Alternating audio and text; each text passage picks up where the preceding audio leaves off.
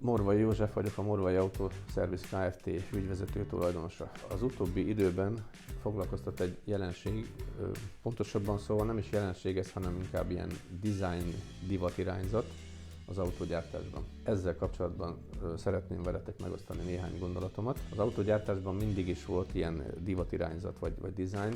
Az egyik gyártó feltalál valamit, megjelenik az autón, és rövidesen azzal szembesülünk, hogy szinte mindegyiken ott van. Az elmúlt 30-35 évben az autógyártás az egy forradalmon ment keresztül, és nincs ennek még vége, ez tart a mai napokban is. Hát én ezt a tűzvonalból nézhettem végig, meg nézem most is, mert mi nem csak szervizmunkákat, szerelési munkákat, hanem karosszériajavítást is végzünk. És teljes mértékben látom azt, hogy a tervezés, a kivitelezés, a gyártás milyen módon alakult át. És nem csak ez, hanem az anyagoknak a minősége, az anyagok összetétele. Egy dolog nagyon fontos szerintem, az utastérnek a védelme. Ez az egy, ami azt mondom, hogy tetszik nekem az utóbbi éveknek az átalakulásában. Nagyon bonyolult és nagyon drága a utastérnek a védelme, de azt gondolom, hogy az emberi életet pénzben nem lehet kifejezni. Az autó az javítható, cserélhető, az ember az nehezen javítható és nem cserélhető.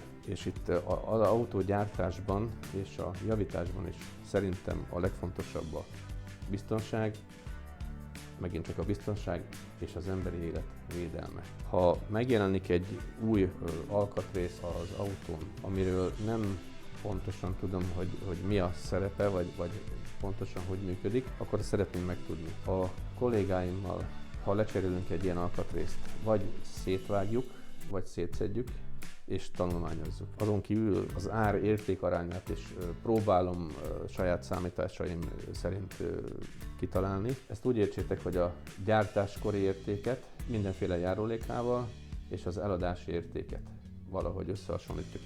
Hát azt gondolom, hogy az esetek nagy részében köszönő viszonyban sincs egymással. Kanyarodjunk vissza ahhoz a témához, amiről szeretnék veletek beszélni, illetve megosztani a gondolataimat. A világító LED csíkok megjelenése az autókon, elől-hátul, illetve a gyártói emblémák minél nagyobb kihangsúlyozása, természetesen LED világítással.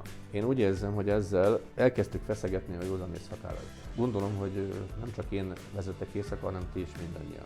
Majd figyeljétek meg, hogyha jön veletek szembe egy ilyen autó, az először is zavaró. Most, hogyha zavar, akkor a reakcióidőm az megnövekszik. Az átlagos reakcióidő durván az 1 másodperc, de ha telefonálunk kihangosítóval szabályosan, akkor már 2 másodperc, az nagyon sok. És hogyha valami zavar, akkor az valószínű, hogy a reakcióidőmet megnöveli. Ez biztonsági kockázatot rejt magába, én úgy gondolom. A másik, hogy vakít. Nem, az zavar is, meg vakít is, akkor ott valami nem stimmel. Ez volt elől. Hátul pedig, ha fékezel egy ilyen autóval, és én megyek mögötted, akkor az zavaró. Itt megint csak egy biztonsági kockázatot látok. És én most itt senkit nem akarnék sem megsérteni, semmi, nem ilyen a szándék, hanem csak próbálok a józan észre appellálni, ha létezik még egyáltalán olyan. Tulajdonképpen szerintem eljutottunk oda, hogy a biztonságot, vagy a biztonság egy részét feláldozzuk a design, a divatnak az oltárán. És a gyártásban is, mint ahogy hangsúlyoztam, gyártásban, javításban, mindenben a biztonság a legfontosabb. Akkor itt most úgy érzem, egy kis homokszem került a gépezetbe ezáltal a új típusú dizájnnal. Persze lehet, hogy csak én gondolom, így mások nem így gondolják, de azért majd figyeljétek meg, hogy azért ez éjszaka tényleg zavaró és vakító is. Nem elég, hogy a LED-es fényszórók ugye megjelentek, ami tényleg vakít, most akkor még egy LED dizájnt oda teszünk, ami még jobban vakít. Hát ez nehéz kérdés, azt hiszem. Nagyon kíváncsi lennék a ti véleményetekre is, hogy gondolkodtok erről. Ha van okos, épkézláb gondolatotok, és azt megteszitek, hogy megosztjátok velünk, megtiszteltek azzal, hogy megírjátok nekünk, azt mi nagyon megköszönnénk és tanulmányoznánk. Megköszönöm az idei megtisztelő figyelmeteket, mindenkinek kellemes ünnepeket kívánok, találkozunk 2026-ban.